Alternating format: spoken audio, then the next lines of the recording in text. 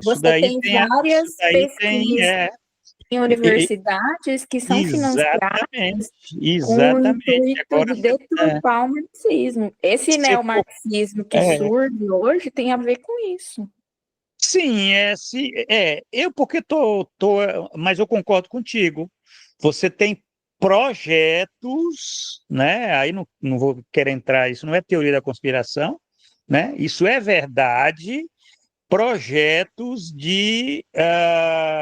é uma guerra híbrida, aonde você pode estar financiando certas linhas de pesquisa, autores, né, sai na mídia, sai, né, isso é verdade. Você tem, não é de agora, isso não é de agora, isso aí é muito antigo, isso aí já tem 40 anos ou mais, Da Guerra né? Fria. Capitalismo manipulatório, quer dizer, se utiliza esses departamentos e o ZAID, esses institutos aí que o Trump está desmontando tudo, né? Mas são muitos dólares a serviço dessa que eles chamam de guerra cognitiva, né? Quer dizer, é a guerra, a guerra. Eles sabem que tem uma guerra, né? Agora, E eu cada também não vez vou vai ser mais pensar, difícil mas também, eu não professor. vou, Sabe por quê? mas é porque eu não quero pensar que o Varoufax, Sheila, eu não vou querer pensar que o Varoufax ele é um agente da CIA. Aí eu não, eu não quero pensar isso, né? Eu Não, mas não respeito é essa a questão, é sempre. como os projetos agora são financiados, professor. Você viu como são Sim, os financiados os projetos são novos projetos de financiados, pesquisa no sim. mundo agora? Aí Tem uma já é outra coisa. determinação, tem uma determinação específica Não, isso é verdade.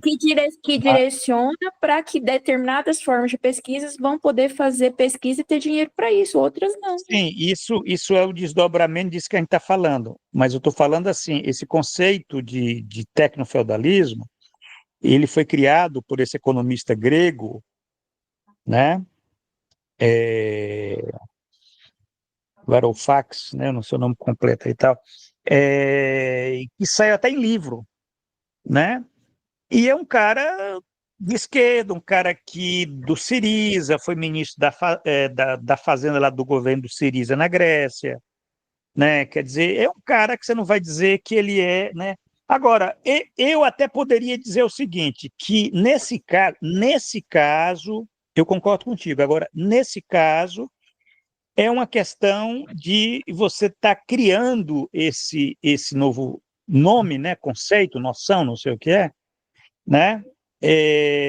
Você causa um desserviço para a crítica do capital, no meu entender, certo?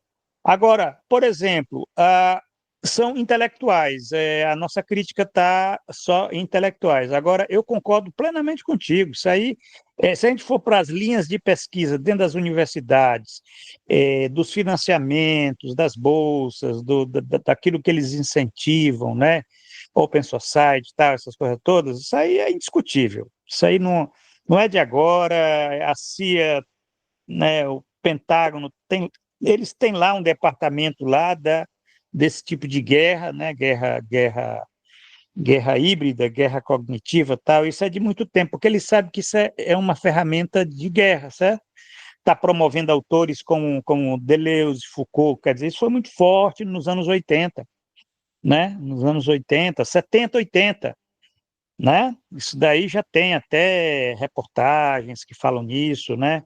Que se incentivava editoras a publicar certos autores, eles eram autores que eram, né, temos que incentivar que né, o pessoal lê mais Foucault, lê Deleuze, de Guattari e tal, e vamos é, é, é, né, abandonar isso lá na Guerra Fria, na época lá da Guerra Fria. Mas esse é um processo. Agora, eu estou falando desse outro processo que talvez se confunda, que são de intelectuais que são criativos, tentam criar, a partir dessa nova realidade, categorias, né, que às vezes derrapam para perder, né, o que é essencial na crítica do capital.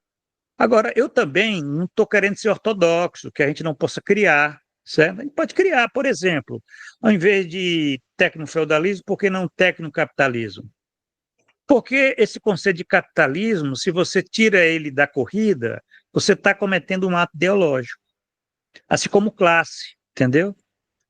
Né? Como algumas pessoas tentam, né, fazer passar, né? Tentam fazer passar, aí é na minha leitura essa coisa do feminismo, né? Essa coisa do racismo, né? Tentam, é como se isso já não tivesse, não fosse parte já da luta socialista, da luta comunista, entendeu?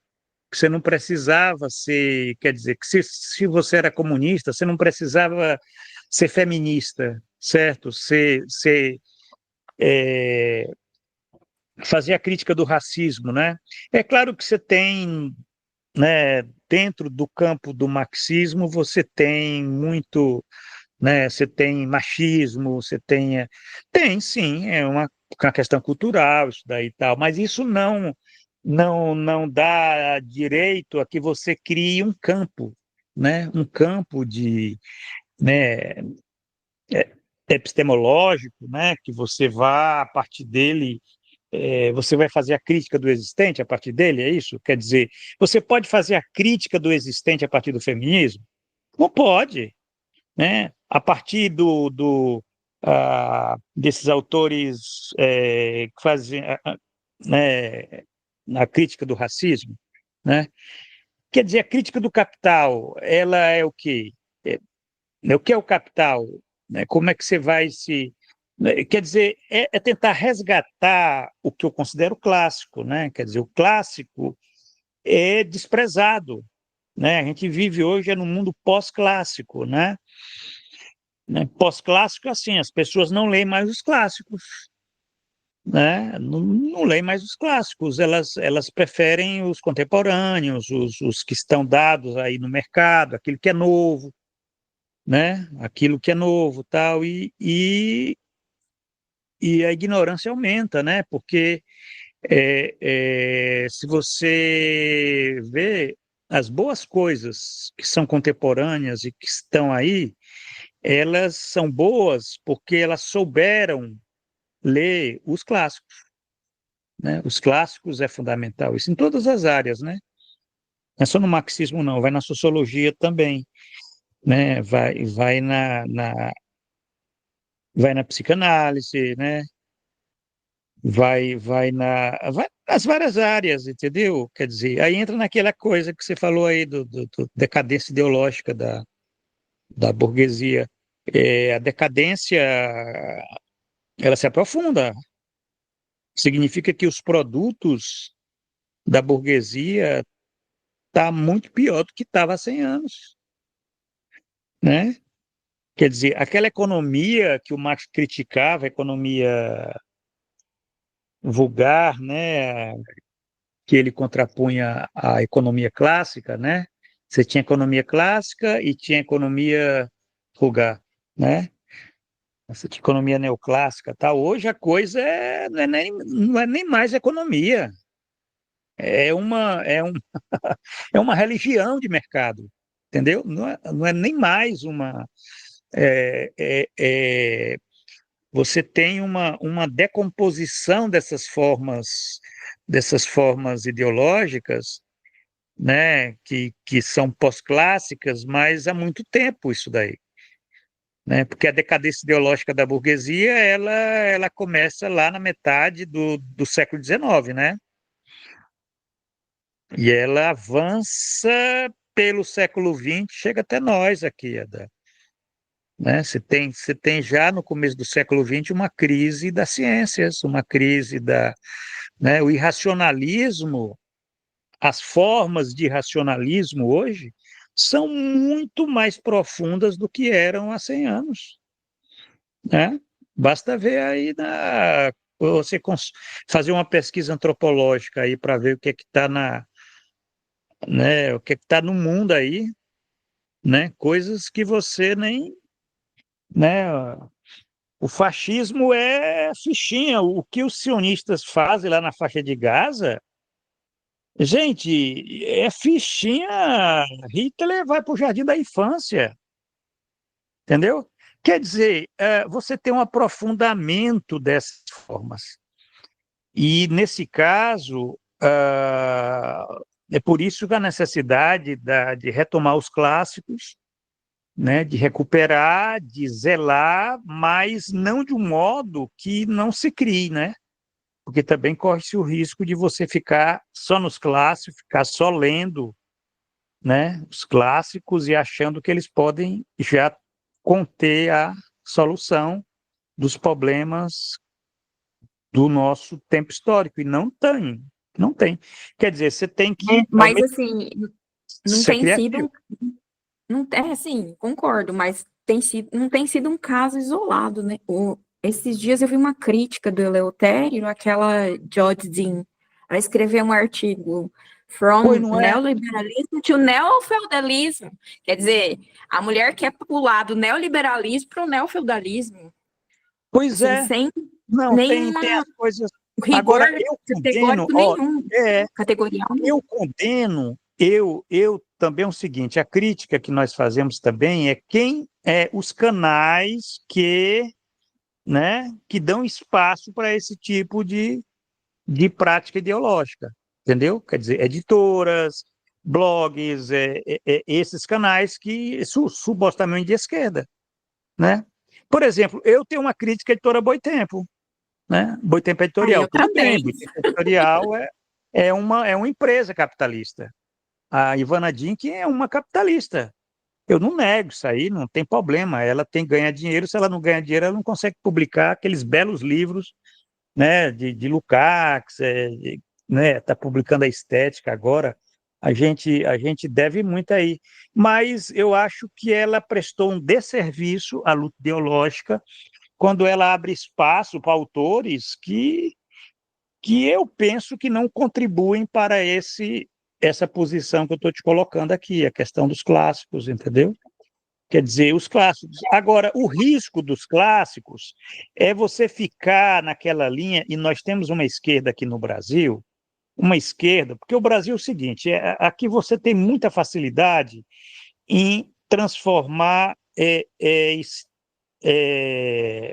ídolo, né? Quer dizer, você transformar ídolo. Então, os ídolos, assim, tem Marx, Engels, Lenin, né, Gramsci, quer dizer, mas você transforma em ídolo, porque a nossa formação católica, né? Católico adora ídolo, né? Basta ver aí aquelas estátuas de. Um dia me deram de presente uma estátua do Marx, eu joguei no lixo, entendeu? Eu não gosto de idolatrar, certo? Autor, né? Defunto, né? Porque aquilo dali virou pó, né? Quer dizer, o que ficou foi o espírito, o conhecimento, tal. Agora, nós temos uma tradição muito grande, então, quer dizer, isso impede que a gente faça a transição de um conhecimento clássico para um novo conhecimento, um conhecimento criativo, capaz de estar pensando, por exemplo, o novo, que é o que está acontecendo hoje, né? Com essas mudanças todas. Não é possível que alguém não diga que não está acontecendo nada de novo, que o capitalismo é o mesmo, como sempre foi. Não, isso aí quer dizer, uma pessoa dessa não pode ser, não está na perspectiva do materialismo histórico, né? Quer dizer, não é nem histórico nem materialista, né? Que quer dizer, tem alguma coisa. Então, a dificuldade de criar, ela tem um diagnóstico, é o stalinismo. O stalinismo, ele foi um câncer no marxismo do século XX, né? Porque era proibido criar patrulha ideológica, gente, né? O cancelamento, né? Basta ler os autores que viveram viveram na União Soviética, né? Aonde eu estava vendo um tempo desse aí numa rede social, né? As pessoas falam, uma rede, né? Tinha lá no Facebook o perfil de um comunista, né? De um comunista pró-China, ir para a Coreia do Norte, um cara que mora até lá, tal, né? E eu acompanho essa figura, tal, né? Porque às vezes sai algumas coisas interessantes que eu tenho curiosidade de ver, cara. Aí de repente o cara começa a falar de Lukács, aí vem lá, idealista. Eu nem li, nem vou ler, tal. Quer dizer, eu digo, pronto, tá aí todo o espectro do. O stalinismo é isso, né? O stalinismo é você quebra qualquer capacidade de curiosidade que o marxista possa ter, né? Eu tive orientando na Unesp que eu não vou falar nome para não causar clamor, mas que eu coloquei nas mãos dele um livro de um neurolinguista e psicólogo, tal, desses assim de autoajuda, mas é na linha mesmo da formação né? Quer dizer, da questão da subjetividade, né? Mas onde é que você vai entender, né? Entender o inimigo? Você tem que ler os manuais do inimigo, né? Para você entender o inimigo. E eu coloquei nas mãos dele o livro do cara. O cara jogou o livro assim como se tivesse, né? Com brasas nas mãos, né? Porque não posso, não vou ler livro né? Que não sejam marxistas, né? Marxistas, leninistas. Quer dizer, essa é a cultura stalinista, entendeu? Que está muito forte ainda na esquerda brasileira. É por isso que é uma esquerda incapaz, insignificante, de seita, que não consegue, né? E que, de um certo modo, tem muita dificuldade de pensar o novo, entendeu? E quando pensa o novo, pensa ruim, né? Aliás, teve até alguns comunistas que começaram a pensar o novo da minha geração. Só que esse pessoal se tornou tudo liberal. Esse pessoal saiu do PCB, foi para o PPS, do PPS foi para o PSDB, né? Gente que, né? Gente que saiu de Gramsci para aquele politólogo italiano, né? Fala sobre sociedade civil e tal. Né? Quer dizer, é incrível, né? O transformismo na minha geração, eu estou com 64 anos, na minha geração, eu fico vendo assim os que foram mudando de campo, entendeu? Agora, tudo caindo para a direita, gente. Eu digo, porque estou ficando velho e estou mais para a esquerda do que nunca. Eu devo ter alguma coisa de errado em mim, né? Porque eu olho assim para o lado e o pessoal vai tudo para a direita, né? Mas isso aí é a força, né? A força que você tem da ordem, né? Você tem dentro da universidade, uma universidade é, que não é mais o que era, né? Há 30, 40 anos, né? Quer dizer, você tem também o fracasso, né? Fracasso dos partidos, né? Fracasso do PT, fracasso, né, de solução dos partidos comunistas, né, que desapareceram, né? PCB desapareceu, o PCdoB é um puxadinho do PT, né? Você não tem mais partido comunista, né? PSOL, um partido das ONGs, né? Quer dizer, um puxadinho também do PT agora. Quer dizer, você tem uma miséria que realmente faz com que os intelectuais eles fiquem né, desamparados, e não apenas desamparados, mas se tornaram verdadeiras putas, né, do capital, né, vadias, prostituídos, né, aí alguns só querem mesmo aquela vidinha acadêmica, aquele academicismo, né, da especialidade, né, coisa da especialidade, a coisa aí vai o politicismo, por um lado, o filosofismo, o economicismo, vai todos os ismos aí que porque você não tem uma vida pública, uma vida cultural, um país que não te dá espaço, né? E um Ocidente que está em decomposição. Então você, ao mesmo tempo, você não tem assim uma possibilidade de você estar criando algo novo, porque num período de transição você não tem, né? O marxismo não te dá um ferramental para isso. Para a juventude que entra agora, uma juventude, por que essa juventude toda está caindo para a direita? Porque eles não têm nada de novo para ver na esquerda. A esquerda não oferece nada de novo. O que a esquerda oferece de novo? De reflexão.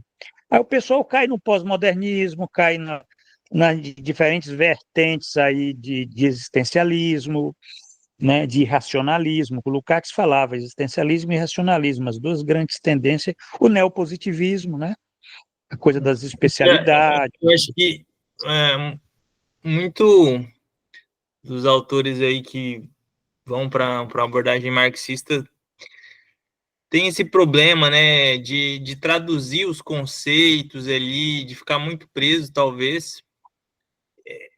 É preciso dialogar com o novo, né, professor? E talvez eu acho que essa dificuldade ela acaba dificultando, né, o avanço do campo nesse sentido, né? É verdade, isso aí tem uma eu concordo com o Isiel, eu acho que é justamente isso, porque assim, eu estou tentando estudar, aprofundar um pouco mais o método, e aí você percebe que assim, não é só ler, né? Você tem que estudar Marx. E para estudar Marx, que aí entraria ainda naquele engatinhar que o professor está falando, porque para mim, na realidade histórica no qual eu estou, eu preciso me apropriar dessas ferramentas, desse ferramental para poder ler isso. Mas, assim, ler Marx, estudar Marx é muito difícil. Então, assim, no tempo que a gente tem, no qual o trabalho se precarizou muito, se eu tenho uma relação de trabalho muito precarizada e não tenho condição material para poder, eu não vou escolher uma vertente mais difícil para fazer um mestrado, um doutorado. E aí acho que é o pulo do gato. Por que essas concepções pós-modernas, elas têm muita gente? Porque são materiais mais fáceis de leitura, de não precisar aprofundar, de não... Porque a gente que escolhe essa linha, essa concepção teórica, você tem que caminhar muito para você começar a engatinhar em Marx. Para partir daí você começar a pensar a sua realidade histórica. Então, isso também é muito, não é desleal, mas assim, na competição que a gente tem, vamos dizer, entre teorias, isso conta muito, porque a gente está numa universidade que quer que você produza, e o que importa é a produtividade, não é o que você está escrevendo, né? Não é o Isso conteúdo. é uma armadilha. Isso é uma armadilha. Nós vivemos num mundo de armadilhas, certo? A gente tem que ter essa concepção. Quer dizer, primeiro, nós estamos numa guerra. Segundo, numa guerra que é uma guerra de guerrilhas, num terreno pantanoso, né? Numa floresta, né? Num pântano, você tem muitas armadilhas, seja que forem, né? Eu estou utilizando a figura mesmo aí de guerra, porque, na verdade, pensando muito, né? Maquiavel, Clausewitz, né? Quer dizer, esses grandes pensadores aí que viam o mundo como sendo isso. E se nós formos ver, a nossa espécie é uma espécie guerreira, sempre foi. A Homo sapiens sempre foi uma espécie muito guerreira. É por isso que conseguiu sobreviver. A única espécie no planeta é sapiens. Agora, então nós estamos diante, tem muitas armadilhas. A universidade hoje é uma armadilha, o emprego é uma armadilha, né? As relações muitas vezes, podem ser armadilhas. Armadilhas em que sentido? No sentido de um certo modo, de permitir que esse processo de subjetivação que nós estamos falando aqui, né? Porque, na verdade, nós estamos falando sobre isso, processo de subjetivação, de capacidade crítica, de ler, interpretar, de ter posições, de estar absorvendo, por exemplo, linhas, né, um método, né, quer dizer, materialismo histórico, né, vamos dizer, para interpretar o mundo, né, quer dizer, nós estamos falando aqui interpretação do mundo, a gente poderia estar falando de outra coisa, mas não, a gente está falando interpretação do mundo, a gente está dentro de um campo, né, a gente está, inclusive, discutindo economia política, crítica da economia política, porque para interpretar esse mundo que está aí. Então, quer dizer, agora, isso é um processo cognitivo, isso é um processo de conhecimento, né? E esse processo de conhecimento, ele se dá com sujeitos que têm essas condições, que a Sheila colocou aí, eu concordo, né? Que são condições que são muito adversas. Grande parte delas são diversas. São diversas porque não são não são nós herdamos isso daí. Isso daí que a gente tem que saber lidar, porque não tem outra saída. Quer dizer, você tem que saber lidar com essas condições. E às vezes eu penso hoje, como a juventude, né? Quer dizer, eu penso nos meus filhos, né? Eu já tenho filhos quase, né, filho de 30 anos, quer dizer, hoje as condições são muito adversas, muito mais adversas do que as minhas condições quando eu era jovem. Então, quer dizer, quem está falando isso é uma pessoa que teve uma experiência, e que tem uma experiência, e que está dizendo o seguinte, é por isso que eu digo, hoje essas condições, essas adversidades, elas são reais nesses vários sentidos. Isso explica, de um certo modo, isso que a gente está conversando aqui.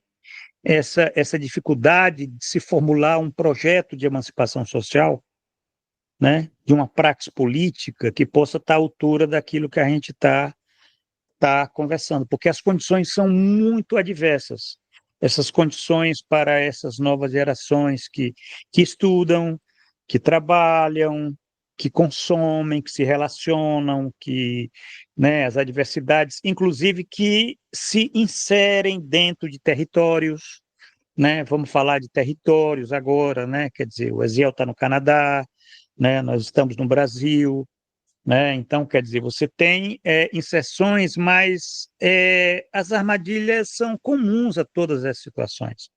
Agora, é interessante que, mesmo apesar, né, disso tudo, né, você tem processos de formação, você tem avanços, você tem desenvolvimentos, né, pessoais, a gente tem que entender, e isso que é interessante, né, essa questão de que você tem a contingência e você tem a necessidade, né, no aspecto de que esses sujeitos, eles sabem lidar com isso, e dependendo do nível aí, né, entra um elemento também volitivo, né, quer dizer, eu sei que a vontade não é tudo, mas também sem vontade, né, o Gramsci falava a vontade coletiva é um dos elementos da praxis política emancipatória, né, ele falava em catarse, ele falava em grande política, relações de força e vontade coletiva, né? Quer dizer, sem vontade você não faz nada.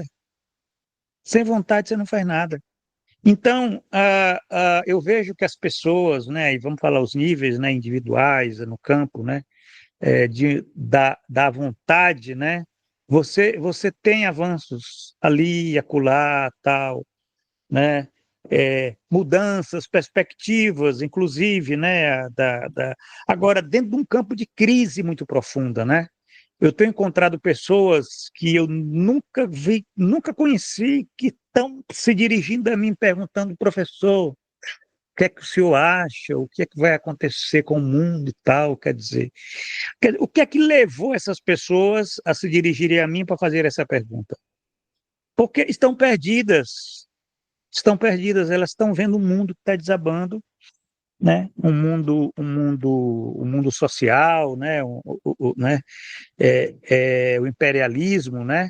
É uma crise profunda do capitalismo, né? Como nunca antes se viu em termos, inclusive, de desenvolvimento, né? E então são esses elementos aí que são muito interessantes, né? Que são coisas pequenas ali, ó, ali, acolá, tal, né? São processos que estão sendo colocados aí, tipo, ao vivo, né? Ao vivo, né? A falência aí da democracia liberal está ao vivo. Hoje nós temos ao vivo isso daí, né? Está ao vivo que é o Estado de Israel, está ao vivo o que é a democracia na França, né?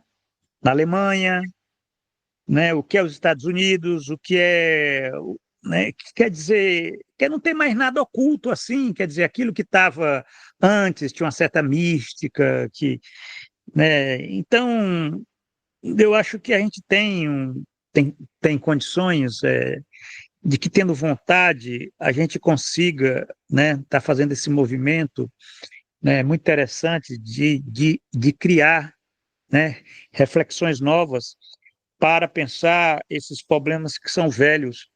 Mas eles são velhos, mas eles não são só velhos.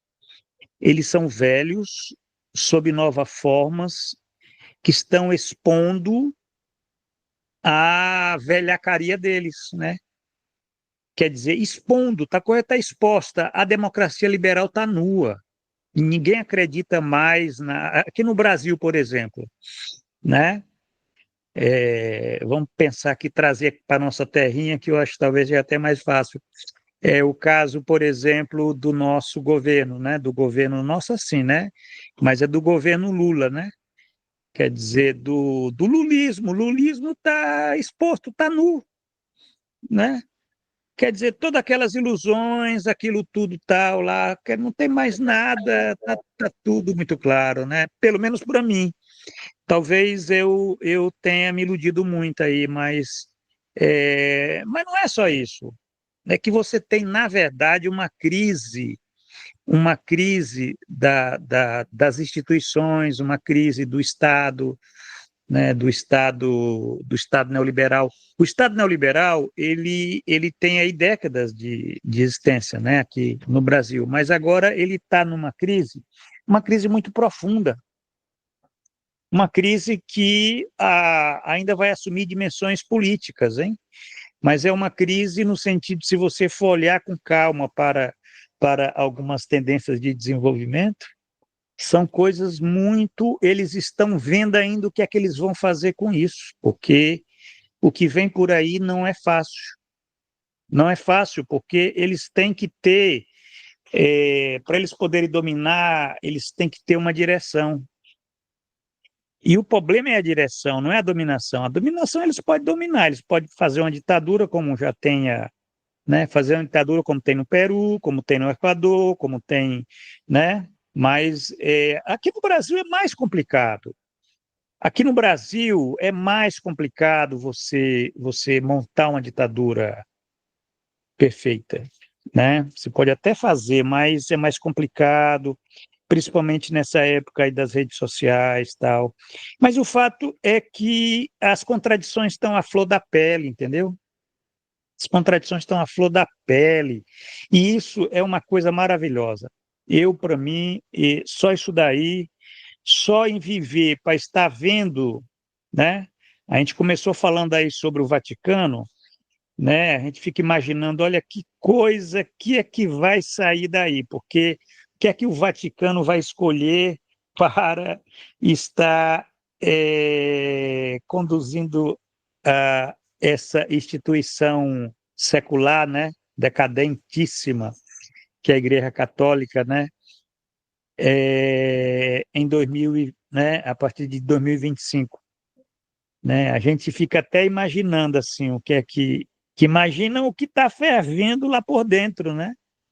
Porque as coisas estão tudo fervendo em todo lugar, não tem nada que está perene assim, né? Está fervendo né, em todo lugar que você tem poder, o poder está fervendo, porque é um poder que está decadente. O Ocidente tá decadente. Não é só decadente, ele faliu, né? Ele faliu na capacidade de estar articulando a dominação, né? Como eles montaram uma farsa, essa farsa acabou, e agora eles não sabem o que fazer, né? perderam na Ucrânia, Professor, tem uma né? pergunta. Foi não. Assim, pelo que eu li um pouco do Cax, ele fala que a essência, ela muda, é, mas não muda como, tão rápido como a forma, mas ela muda, né? E aí, nesse caso, quando a gente pensa, por exemplo, eu estava lendo alguma coisa do Hegel, que ele fala que as formas são estáticas, que elas tentam conservar a essência, e aí, como a essência vai mudando, essas formas são obrigadas a mudar porque esse conteúdo está mudando. O Marx tem esse mesmo entendimento nesse sentido? É, então, por exemplo, esse conteúdo do capital hoje estaria se alterando e por isso demanda novas formas? Ou eu estou pensando errado? Não, a questão, bom, primeiro é uma questão interessante, porque a própria questão da dialética, o que você está perguntando aí, como é que funciona essa coisa chamada dialética, que é, que é a vida, né? A lógica da vida, né? É, é, essa dialética entre forma e conteúdo, né? E entre forma e matéria, quer dizer, se tem aí um elemento, né? Mas vamos pensar, forma e conteúdo, né? Quer dizer, aquilo que eu falei é a coisa da repetição e da iteração. Isso é muito interessante, essa diferença que eu estou trabalhando aí, porque a repetição é as formas se repetem, né? A iteração é as formas se repetem sob novas condições. Isso muda, vamos dizer assim, muda a morfologia. morfologia. Morfologia das formas é estranha essa palavra, né? Mas ela muda, vamos dizer assim, a forma de ser, né? O conteúdo, a base, ela se reproduz, ela é a mesma. Por exemplo, você imaginar, falar em capitalismo, é por isso que eu digo, o conceito de capitalismo é muito caro. Eu sei que é um conceito que ele vai se formando no decorrer do século XX, né? Vai ganhando substância, porque é uma coisa curiosa, né? Que na década de 1840, você não falava em capitalismo, Marx não falava em capitalismo. Falava em capital, burguesia, proletariado, enfim, capitalismo ele passa a ser pensado depois modo de produção capitalista, é claro, né? O Marx nos anos 50, 60 já começa a ter esse entendimento que você tem um modo de produção, né? Então, ele é um conceito muito forte, porque para você dizer que você vive numa sociedade pós-capitalista, gente, você tem que negar um bocado de coisa, você tem que negar. Bom, você nega tudo aquilo que você vê. Você tem que negar primeiro essa questão do lucro, né? Da exploração, né? Da mercadoria, do trabalho assalariado, né? Quer dizer, são todas categorias, porque é um complexo de categorias. Isso daí é por isso que eu digo, quando você diz que muda a forma, né? Essa forma é um complexo de complexos, né? Você imagina aí, você pensar. É por isso que a dialética ela lida com o conceito de concreto. O concreto ele é a síntese de múltiplas determinações. E essas determinações são categorias, certo? São determinações categoriais que, de certo modo, elas compõem aquilo que é concreto. E é por isso que o concreto ele nunca é o mesmo. Ele não pode ser o mesmo, senão ele não é concreto, né? Quer dizer, a mudança é a alma da dialética, né? Quer dizer, a dialética é mudança. Agora, essa mudança, ela se dá na forma. Agora, aquilo que persiste é o conteúdo, né? Mas essa persistência aí não é uma coisa meio mística, não. Essa persistência ou a existência, né, é o poder, é o poder. A categoria de poder é a categoria mais importante da. Quem que falou isso? Que a categoria de poder é a categoria mais importante das ciências sociais, das ciências históricas. Porque, na verdade, é, o mundo é o poder. É o poder que uns têm sobre outros, entendeu? Trabalho assalariado é poder, lucro é poder, mercadoria é poder. Quer dizer, poder é uma categoria que diz respeito a quê? Diz respeito às formas de apropriação, entendeu? Aí você já vai entrando aí no nexo, naquilo que fundamenta o materialismo histórico, né? Quer dizer, essa matéria social, ela é esse poder, ele tem uma capacidade imensa de se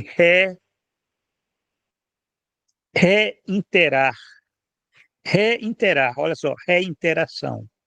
Não é repetição. Poder não se repete, poder se reitera. Reiterar significa que ele muda, mas continua o mesmo, né? Ele muda, mas continua o mesmo. É o capital. O capital é a forma mais clássica de um poder que se reitera, né? Porque ele muda a forma, ele muda a matéria, ele muda os sujeitos, mas ele continua o mesmo, né? Que é acumular riqueza abstrata, né? Riqueza abstrata que se dá, por exemplo, aí nos bilionários. O que seria do Jeff Bezos, sem os bilhões de dólares que ele tem? Ele não seria nada. Nem poder ele teria. Ele seria como nós, Zé Ninguém, entendeu? Agora, se eu fosse bilionário, vocês acham que eu estaria aqui? Então, quer dizer, é o poder. Agora, só no capitalismo, o poder é dado por essa riqueza abstrata, né? Que se dá através das bolsas, o valor que você tem nas bolsas aí de valores, tal, tal. Quer dizer, é uma coisa muito simples. Qualquer pessoa simples entende como é que funciona isso daí. Quer dizer, então, veja bem, essa é aquilo que se reitera, a forma que se reitera. Eu sempre digo, a forma se reitera, a forma não se repete, né? A forma se reitera na medida em que o conteúdo ele persiste. Ele persiste no sentido de que ele é poder, entendeu? Para você mudar o poder, você tem que fazer uma revolução, né? É por isso que a grande questão é como mudar o poder. Poder social, poder político, né? Poder econômico, né? Quer dizer, mas o poder, o verdadeiro poder, né? No modo de produção capitalista, é o poder econômico, né? Mas o poder econômico ele não é isolado do poder político nem do poder social. Ele dirige a sociedade, né? Domina e ele precisa do poder político, entendeu? Quer dizer, essa questão de você estar vendo só no aspecto do método, desse nível nociológico, que não é ontológico, isso que eu falei é a perspectiva ontológica, certo? Eu poderia muito bem aqui estar num discurso epistemológico, filosófico, né? Mas isso que eu falei para você aqui é no aspecto ontológico, né? Na matéria, na coisa mesmo dura lá do ser, né? Porque é isso que vale. O ontológico, ele está acima do gnoseológico, né? Professor, mas pensando nesse sentido, vamos pegar, por exemplo, o capital. O capital, ele tem uma essência. Eu acho que essência e conteúdo não são a mesma coisa, mas assim, eu não achei ninguém que pudesse me ajudar com relação a isso. Essência e conteúdo. Essência, o que é essência? Então, para mim, por exemplo, a essência do capital é o trabalho abstrato. Não é trabalho assalariado, não é trabalho produtivo, é valor. Valor quanto trabalho abstrato. E nesse sentido, pensando assim, no desenvolvimento do capital. O capital, ele tem uma essência que não muda, que é o trabalho abstrato.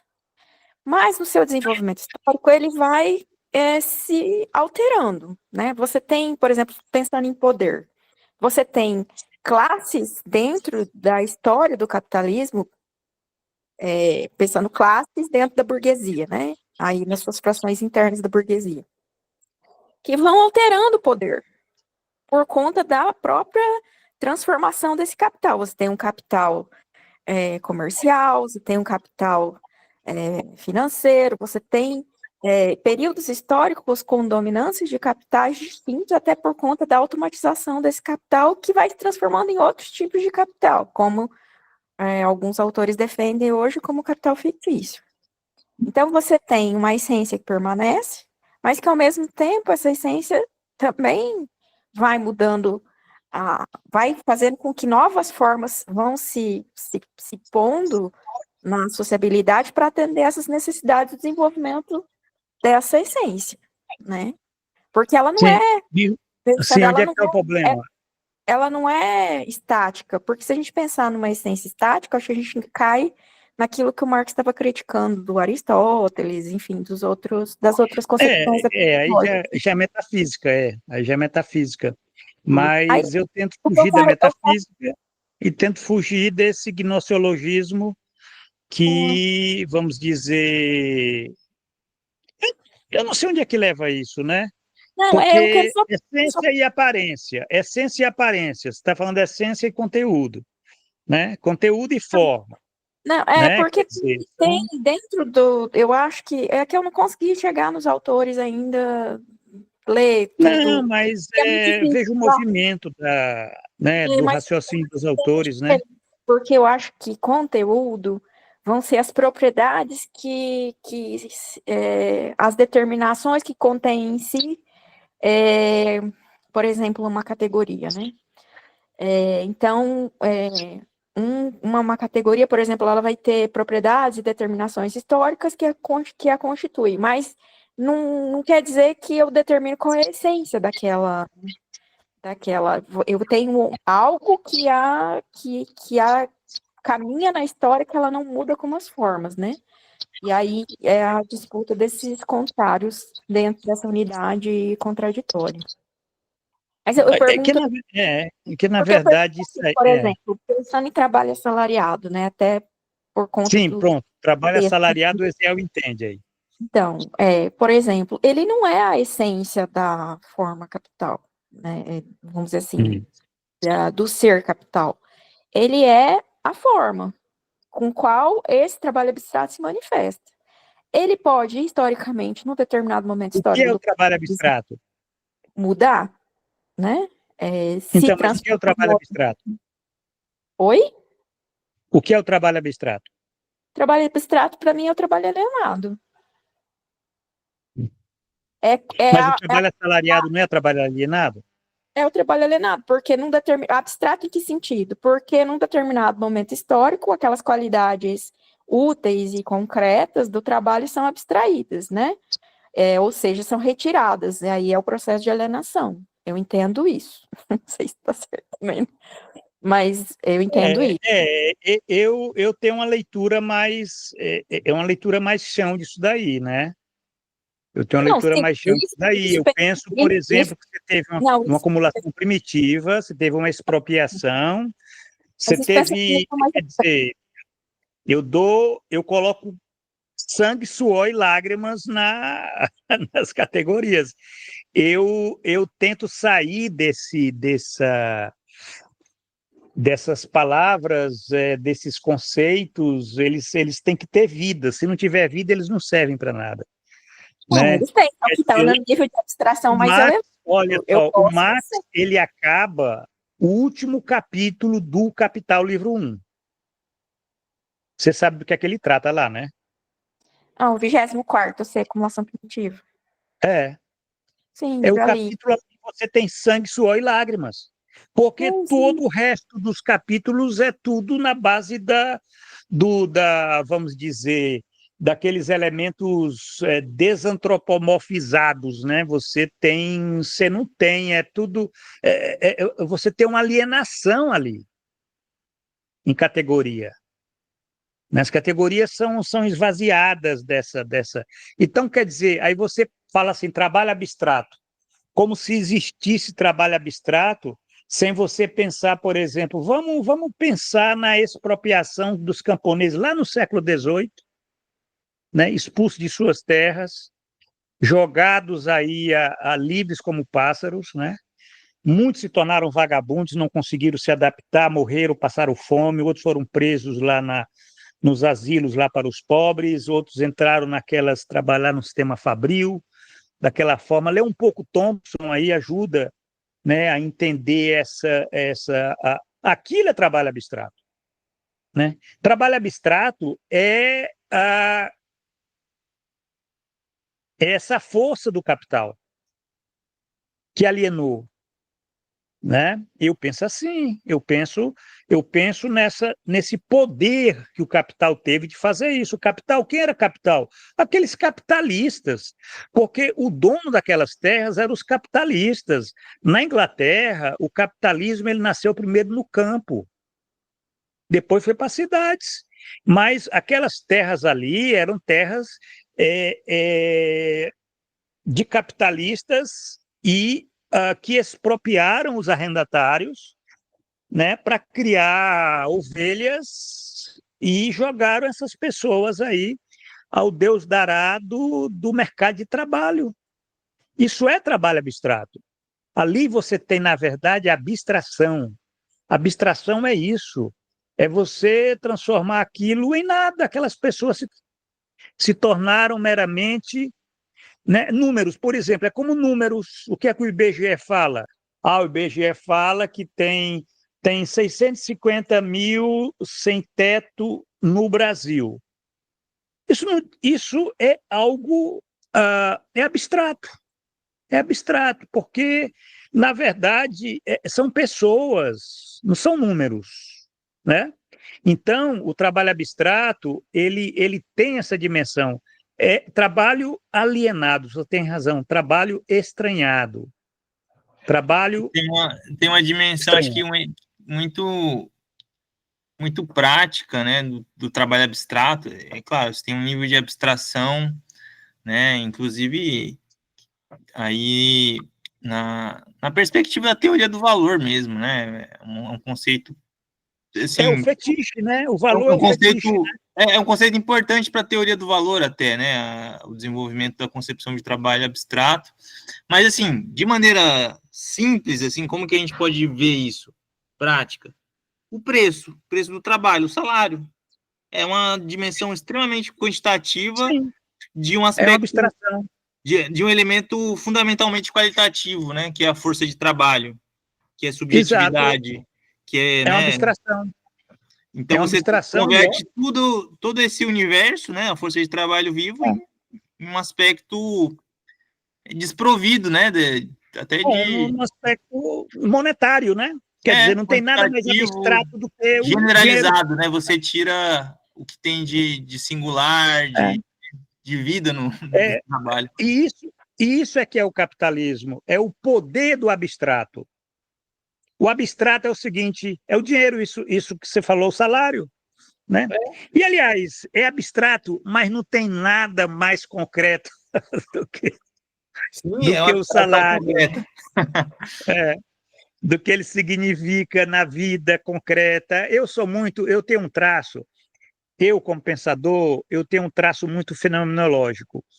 Esse meu conceito de condição existencial de proletariedade, né?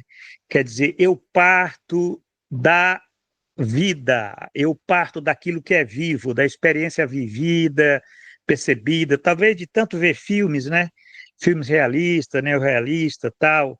eu passei a entender as categorias como sendo, na verdade, elas estão vivas, elas estão presentes, elas estão entre nós, elas, né, quer dizer, o estranhamento, a reificação, a codificação, o capital é o poder que, na verdade, nos domina, mas ele nos domina nas coisas bem concretas. Não é uma coisa abstrata, assim. É abstrato, mas a abstração é o seguinte, o Marx ele era muito contra a abstração, porque a abstração tinha um sentido negativo. Desde que ele era neo-hegeliano, né, a abstração tinha um sentido negativo. Né? Aliás, até que é no sentido de que isso é muito Feuerbach, né? Que a abstração é uma coisa negativa, porque é como se fosse alienação de um poder, né? De um poder. É como o dinheiro, por exemplo. Não há nada mais abstrato do que o dinheiro, né? Do que o valor O de poder do troca, capital né? é um poder abstrato, né, professor? Mas é um existe poder uma abstrato. diferença entre abstrato, o que é abstrato, e o que é abstração, porque eu entendo a abstração como uma forma, um método, né? Tanto que no prefácio ali do Capital, ele coloca que, Sim. Ali como ele é não o processo, exatamente, o como, processo como de ele não tem um abstração. microscópio, É, ele não sei o que, ele usa mas abstração. Mas Mas isso é um assim, processo gnoseológico, do mas conhecimento, é então, verdade. mas aí Teoria do conhecimento, a é diferença verdade. entre o método de pesquisa e o método de Teoria, expressão. Porque, exato, mas assim, aí por você que está. que ele não começa pela história da Você tá, expropriação dos trabalhadores, ele começa pela mercadoria? Porque é exato, a você está na forma teoria do que ele tem conhecimento, como método de exposição. Eu Mas Mas qual a coloquei diferença? a abstração que o capital faz ele coloca a mistificação dessas relações, né? No método Não, é é outra porque coisa, mas o capital ele também fez uma abstração. abstração é no sentido do que ele está colocando como ele retira aquilo que não é, vamos dizer assim, principal, essencial das categorias, e ele vai, eu penso que o capital é a partir de uma abstração de um nível extremamente elevado para um nível mais concreto. Então, você vê no terceiro livro que as determinações, ele vai colocando cada vez mais determinações e ele vai se aproximando mais do concreto. Então, por isso que ele não coloca o 24º como primeiro capítulo, ele coloca Mas esse lá é o movimento do capital. O também, movimento do capital é o movimento da abstração, é verdade. também. Mas é nesse Então, sentido que eu queria colocar, porque, por exemplo, para mim, por que ele não trabalha? Porque tem professor meu defendendo que trabalho assalariado, ele vem antes do trabalho abstrato. Eu falo, não, gente, porque a determinação é do trabalho alienado. Você pode, talvez, ter na sociabilidade do capital formas de trabalho que não são assalariadas e que você tem alienação, que você tenha trabalho abstrato. Assim, não sei. interessante. Eu não sei se Não. Mas você É aí, entendeu? mas interessante. aí tem Porque você que pode ter formas de assalariamento distintas ou nem ter, porque é o que a mas gente aí está tem que lendo ver aqui, a gente está lendo no capítulo 6 aqui, ele está colocando em alguns trechos aqui até essa possibilidade de não ter trabalho assalariado. mas aí tem que ter a formação social, histórica, o modo de produção concreto, né, para você precisar dessas categorias, porque salário você tinha no feudalismo também. É Sim, verdade. lógico, mas a gente pode pensar em formas hoje, por conta do desenvolvimento das forças produtivas, de formas de relação que você vai ter formas de relação que não tem assalariamento, né? Não, mas é onde você tem. Mas isso o Ezel sabe mais do que eu. Em forma salarial. A forma salarial ela é uma forma complexa, não se reduz meramente a um vínculo, vamos dizer, empregatício, entendeu? É uma questão Sim. de poder, né? De uma capacidade que você exerce, é uma subalternidade, certo? Eu diria o seguinte: subalternidade é a categoria fundamental para você pensar a proletariedade, entendeu? E aí eu Pelo pouco saio que eu dessa entendo questão. ali, quando ele começa a falar sobre a subsunção no capital, sobre a subsunção formal, ele coloca as condições, as propriedades, ou seja, as É, determinações, para você subsunção ter formal. a subsunção formal, que é o quê? Assalariamento e a expropriação dos meios de produção dos A trabalhadores. subsunção formal, ela é isso.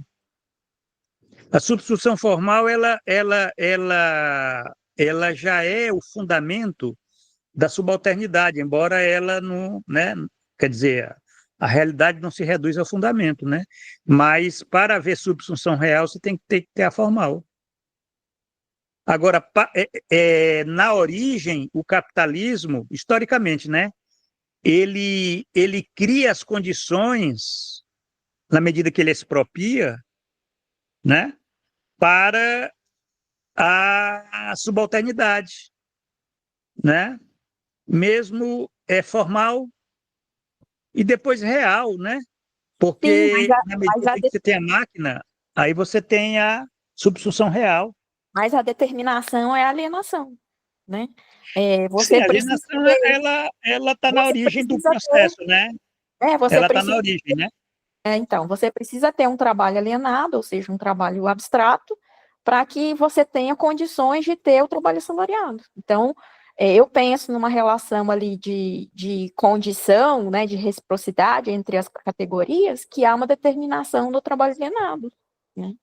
Nesse Agora, sentido, quando a gente pensa em autores que antes, estão discutindo a questão, por exemplo, só um pouquinho, professor, que estão discutindo a questão da alienação separado da exploração, ou seja, existe uma teoria da alienação lá no velho Marx e no jovem Marx, e tem aqui no velho Marx uma teoria da exploração, que é a teoria do valor, né? Separa, né, como se fossem duas coisas distintas. esse dualismo não é correto, mas você tem que entender que você tem aprofundamentos, né, em termos categoriais, que você pensa o autor, ele não nasce feito. O Marx ele não nasceu feito, ele não tinha uma teoria do capital quando ele e o Engels escreveram o Manifesto Comunista. Ele não tinha uma teoria da exploração ali. Ele sabia que havia, mas ele não tinha uma teoria, certo? Então, isso aqui é interessante. Aí, quando ele vai para a crítica da economia política, aí ele vai aperfeiçoando aquilo, né? Aquela visão de mundo que ele tem e que, na verdade, não existe assim um confronto entre o jovem Marx e o Marx maduro. Isso é uma coisa meio idiota. Agora, o que você tem é um aprofundamento e, inclusive, categorial. Até a categoria de estranhamento, que ele vai lá nos Grundrisse falar, né? E que parece ser aquela de 1844, mas não é. Tem uma diferença entre o estranhamento em 1844, do estranhamento em 1859, né? Quer dizer, porque, pô, o cara todos nós somos assim, nós não somos o que nós éramos há 10 anos, como é que nós pensávamos o mundo, por que é que um gênio ia ser diferente? Então, você tem essa diferença. O Marx, quando ele escreve o Capital, ele está no auge, ele está maduro no aspecto de que ali ele já tem um domínio do método, né? Agora, interessante que ele nunca escreveu o livro O Método, Meu Método, né? Porque não precisa, isso daí não se deve fazer. Você vai ver pela própria forma como ele expôs ali, né, o Capital. Agora, é interessante que o Capital, ele tem no último capítulo do livro 1, é um capítulo muito estranho, porque você tem história ali, e o resto é o Capital. É exatamente essa abstração. Esse processo de abstração é o processo do próprio Capital, que é o processo de conhecimento, e é o processo dialético, inclusive de crítica do capital. Isso é que é interessante, olha só. É dupla coisa, né? Então, antes do assalariamento, trabalho abstrato, trabalho assalariado, você tem uma coisa que está oculta. O que está oculto? A expropriação. A expropriação, a história. Aqueles camponeses foram expropriados, foram jogados. E aí? Quer Professor, mas a dizer, expropriação não é alienação? a expropriação, ela é a origem daquilo que você vai dizer que é alienação, né? É a origem, é a gênese, mas a gênese não se confunde com o desenvolvimento. Você tem uma questão metodológica, gênese e desenvolvimento, né? A gênese, você tem a expropriação, que é onde se funda a alienação. Mas o desenvolvimento da alienação é exatamente esse processo reinterativo. Reinterativo, quer dizer, ele vai assumindo formas mais diversas, da formal à real, né? E mesmo o real, a subsunção real, ela vai assumindo outras formas, que tem que estudar, tem que verificar, porque a própria maquinaria muda também a forma de ser, né? Quer dizer, o salariato, as formas de subsunção, essa palavra subsunção é muito forte, né? Não é subordinação. Subsunção é algo que o capital ele opera não apenas com o trabalho, ele opera com a natureza, ele opera com a subjetividade, com a tecnologia. Quer dizer, você tem processos complexos aonde aquela forma ela se dobra sobre si e se desenvolve para um nível superior, aonde é outra sendo a mesma. Quer dizer, bota dialética nisso. Quer dizer, agora, entender isso daí, tipo assim, você vai entender como é que um homem se locomove. Aí você tem duas formas. Você pode estar utilizando um raio-x ali para ver o movimento daquelas articulações, ou então você mata e faz ali a biópsia e vê as articulações. Quer dizer, o interessante é você ver que é uma coisa viva esse processo aí. A gente está num processo de conhecimento, né? A Sheila, ela está colocando questões muito interessantes no aspecto do processo do conhecimento. Agora, eu estou colocando aqui no aspecto do processo do desenvolvimento histórico, do aspecto do ser, né? Que, na verdade, estão ligados, né? Porque na medida que o capital se desenvolve, ele também vai se revelando, né? Ou se ocultando, né? Vai se tornando, vai do mais menos desenvolvido para o mais desenvolvido, vai se tornando mais claro, mas ao mesmo tempo mais obscuro, porque ele vai se fetichizando, né? Quer dizer, o fetichismo já é uma categoria que de um capitalismo já mais desenvolvido. Você está entendendo aí a forma mercadoria? Quer dizer, essa contradição, né? E essa contradição está no próprio sistema, não tem um livro assim de, bom, eu quero uma teoria do conhecimento para eu aprender essa contradição. Não, essa contradição você aprende no movimento do ser, do ser. E pode ser qualquer ser dessa matéria social, que você pode estar pensando no dinheiro, na tecnologia, na natureza, na indústria, na subjetividade, entendeu? Eu tenho a gente acabando o capítulo 6 inéditos, e a gente já está concluindo, eu estou fazendo uma série de anotações, porque eu acho que nesse capítulo 6 inédito é onde o Marx ele expõe de forma muito completa essa questão de uma teoria da subsunção, né? Onde ele expõe de uma forma muito completa a questão da coisificação, do fetichismo, dessas categorias que fazem parte da teoria do capital, porque isso é o capital. O capital é esse poder que defronta o trabalho vivo, né? A categoria é trabalho vivo, não é trabalho assalariado, nem trabalho abstrato, é trabalho vivo, né? Eu penso dessa forma, né? Trabalho assalariado, trabalho abstrato, tudo bem, são categorias importantes na construção, mas eu estou pensando aquela categoria que o capital confronta é o trabalho vivo. porque ele é trabalho morto, entendeu? É aquela coisa do vampiro, né? Aquela imagem que o Marx utiliza, que é o capital é o vampiro. O vampiro, ele suga o sangue, sangue é vida, né?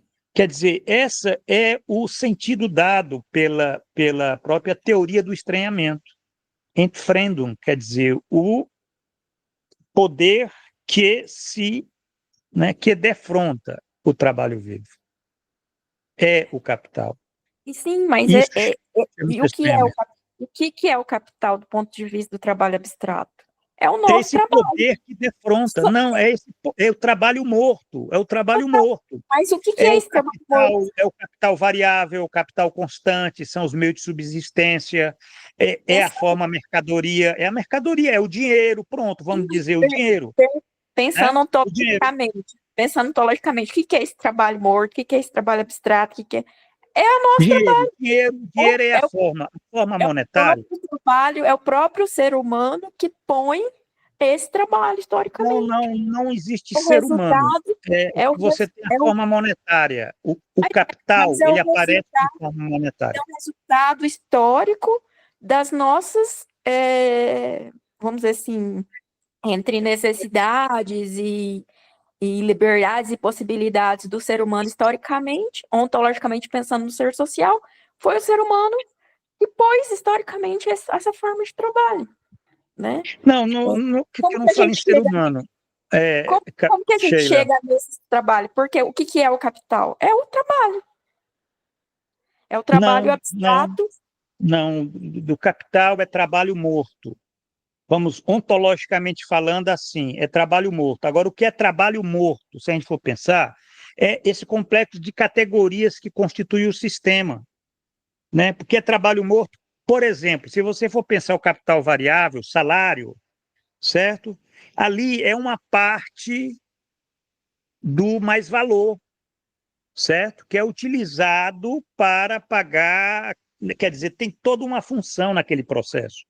Aquele processo de produção do capital. Quer dizer, em síntese, vamos dizer, em síntese, qualquer pessoa, né, sabe que a forma monetária, o dinheiro, né, quer dizer, tudo é traduzido em forma monetária. Né? A mercadoria, ela só tem sentido se tiver valor de troca. Né? E o que é o valor de troca? Como é que a gente sabe? É o preço. O preço é o quê? É a forma monetária. O dinheiro, ele é a forma, né? Que o capital aparece, ele bota a cabecinha ali e que ele aparece, embora ele não seja o dinheiro. Porque a gente fala dinheiro, a gente não pensa o dinheiro assim, o dinheiro é uma coisa fixa, né? Não. O capital, ele é o dinheiro que se faz mais dinheiro, é o valor que se autovaloriza, quer dizer, é esse movimento.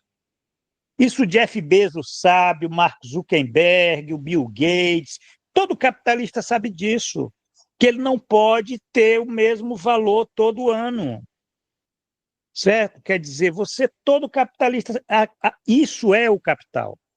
O capital são essas condições. Aí entra a questão do poder, entra a questão da estrutura, entra a questão da superestrutura, né, da ideologia, entra uma série de questões. Agora, quando a gente fala capital, trabalho morto, é trabalho morto porque não é trabalho vivo. O trabalho vivo confronta, né, quer dizer, o trabalho vivo é confrontado pelo trabalho morto. Por quê? Porque eles vivem sugando sangue. Isso é literal. O Marx utiliza essa figura, mas isso é literal no sentido da exploração, no sentido da expoliação, no sentido das estatísticas mesmos, que enquanto se concentra a riqueza aqui, aumenta a miséria acolá. E essas aumento da miséria significa... então, é uma coisa... Quem pode pôr, no sentido do pôr teleológico, quem pode pôr? Quem pode pôr é o ser humano. O ser humano pôs, né, a partir da sua relação com a natureza, teleologicamente, ele se relaciona com a natureza e ele pôs essa condição que a gente está hoje. Nesse sentido, que eu quero dizer, trabalho morto não pode pôr nada. Trabalho morto é resultado trabalho morto de uma relação construída pelo ser social. Sim, sim, sim, eu sei, eu entendi agora o que você quer dizer, né? Mas quando a gente fala trabalho morto, a gente não está falando trabalho inativo, parado. A gente está falando de um trabalho que tem essa capacidade, tem esse poder, certo? Como Drácula, né? Se tu assiste filme de vampiro, tu sabe que o Drácula, ele não é, ele é um morto-vivo, mas ele está vivo. Ele põe em movimento um sistema. É nesse sentido. Agora, eu não gosto de falar em ser humano porque não existe o ser humano, certo? O E ser humano não existe na ordem do capital. O que você encontra são essas pessoas. Você encontra trabalho vivo. Eu gosto de utilizar essa expressão é a porque relação do senhor do escravo, que é a relação de dominação. A gente, é, é historicamente, trabalho vivo, trabalho quem é que, morto. É o quem é que básico, se né? submeteu, quem é que se submeteu historicamente, pensando submeteu em termos de É, substituição a essa condição histórica num determinado período histórico. É nesse é, sentido. Porque, assim, quando eu penso em subsunção, que não é só subordinação, é por quê? Porque o capital consegue, né, depois que ele passou a se constituir enquanto o ser que domina a relação social, ele submete o trabalho, por quê? Porque ele não pode existir sem o trabalho, né? sim, isso aí O capital é a coisa, a relação do vampiro, e não é né? A uma relação figura. só subordinação, por quê? Porque ele precisa, que é essa figura que você usa, né, do É, vampiro. Ele exatamente. pode existir, Agora, né, aí nesse. vem a reinteração, né? Vem a reinteração, que é a contradição, como é que se explica, por exemplo, o capital fictício. Mas, enfim, gente, são questões que eu considero que está muito interessante aqui o debate. Eu acho, né, muito interessante esse esclarecimento. Isso é fundamental, porque isso movimenta os nossos neurônios, né? A nossa capacidade de afinar as categorias, de entender as categorias, ver a riqueza, o poder de esclarecimento que essas categorias têm, as categorias do materialismo histórico, né? Para a gente poder tá fazendo, tá entendendo essas coisas novas, porque tem coisas novas aí, né? No aspecto tecnológico, no aspecto político, no aspecto cultural mesmo, nas formas hoje como se dá os produtos culturais, a indústria cultural, a subjetividade, né? Quer dizer, que se despreza muito, né? A gente fala de abstrações, de categorias como se não houvesse sujeitos vivos, né? Processos psicológicos, quer dizer, eu acho isso fundamental a gente estar fazendo essa discussão. Hoje nós tivemos esse papo aberto aqui, que está gravado, inclusive, uma parte aí, eu acho que isso é importante para que os outros possam estar acompanhando, né? E daqui a 15 dias a gente prossegue, tenta finalizar esse capítulo 6 inédito, né? Onde eu vou estar adotando, eu vou estar selecionando as partes que nós vamos ler para concluir, né? E também no final, né? Aí eu prometo, né? Dar um guia de leitura desse capítulo 6 inédito, na perspectiva disso que a Sheila tem colocado aí, colocou, na questão de que eu acho que nesse capítulo 6 inédito nós temos elementos que nenhum outro texto do Marx oferece, né?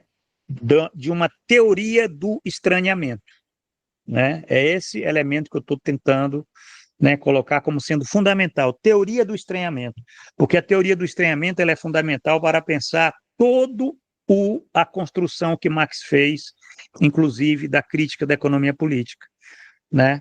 Embora não seja suficiente para você pensar o fim do capitalismo, né?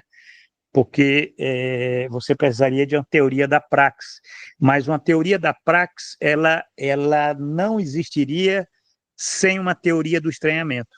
Uma teoria do estranhamento significaria a gente entender essas categorias, né? Fetichismo, coisificação, personificação das coisas, enfim, o próprio conceito de estranhamento, de objetivação, exteriorização, enfim, são processos ontológicos aí e tal. Então é isso. Agradecendo a presença de vocês. Sheila, obrigado por ter vindo. Eziel, obrigado aí, cara, por estar acompanhando a gente, tá bom? Eu que E agradeço. daqui a 15 dias a gente volta na nossa conversa, tá bom? Gente, obrigada. Desculpa Obrigado. aí, Obrigado. professora, a minha Boa defesa. noite, um abraço. Não, que é isso. Um abraço, tchau. Tchau, Até o tchau. próximo. Tchau, tchau.